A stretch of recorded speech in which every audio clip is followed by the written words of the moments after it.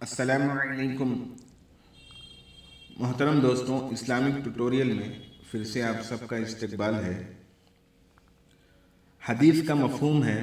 حضرت ابو ہریرہ رضی اللہ عنہ روایت کرتے ہیں کہ رسول اللہ صلی اللہ علیہ وسلم نے ارشاد فرمایا، آدمی کے اسلام کی خوبی اور کمال یہ ہے کہ وہ فضول کاموں اور باتوں کو چھوڑ دے۔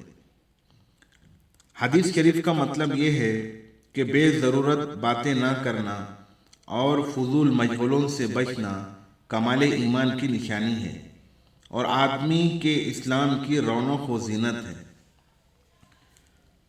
ایک دوسری حدیث کا مفہوم ہے۔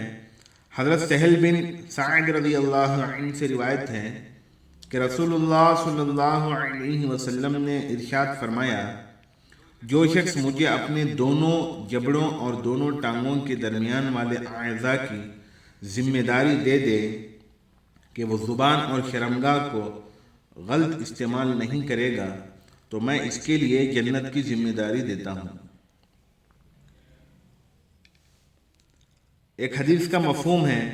حضرت حارث بن ہشام رضی اللہ عنہ سے روایت ہے کہ انہوں نے رسول اللہ صلی اللہ علیہ وسلم سے عرض کیا، مجھے کوئی ایسی چیز بتا دیں جسے میں مضبوطی سے پکڑا رہوں۔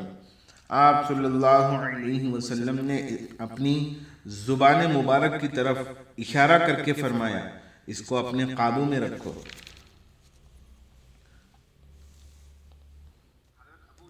حضرت ابو جحیفہ رضی اللہ عنہ سے روایت ہے کہ رسول اللہ صلی اللہ علیہ وسلم نے صحابہ سے پوچھا، اللہ کے نزدیک سب سے زیادہ پسندیدہ عمل کون سا ہے؟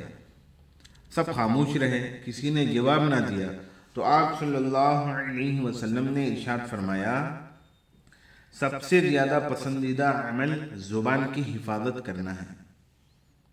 ایک حدیث میں ہے، حضرت انس بن مالک رضی اللہ عنہ سے روایت ہے کہ رسول اللہ صلی اللہ علیہ وسلم نے ارشاد فرمایا، بندہ جب تک اپنی زبان کی حفاظت نہ کر لے ایمان کی حقیقت کو حاصل نہیں کر سکتا۔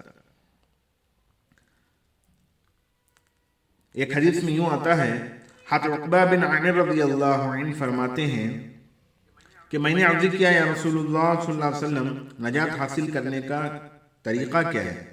آپ صلی اللہ علیہ وسلم نے ارشاد فرمایا، اپنی زبان کو قابو میں رکھو، اپنے گھر میں رہو، فضول باہر نہ پھرو اور اپنے گناہوں پر رویا کرو۔